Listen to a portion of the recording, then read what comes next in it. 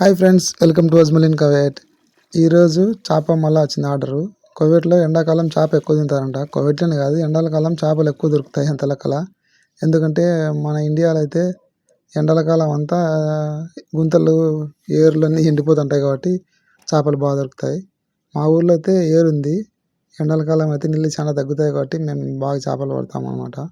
ఆ అలవాటు ఇక్కడ బాగా ఉపయోగపడుతుంది. ఇంకా ఈ పక్క ఆ పక్క అంతా క్లీన్ చేసి దాన్ని కడిగి దాని పైన పైన ఈడ మన ఇండియా అయితే పైన బొక్కుతాం. ఈడ పైన ఏం గీకేది ఏం లేదనమాట. ఓన్లీ లోపల బాగా కడిగి దాని తర్వాత మసాలా పూస్తారు. పైన ఈ పక్క ఆ పక్క లోపల అంతా మసాలా పూసి, మసాలా అంటే అదే పసుపు, ఉప్పు, ఉక్కురు అది వేసిన తర్వాత దాని తర్వాత ఇప్పుడు మసాలా పెడతారు.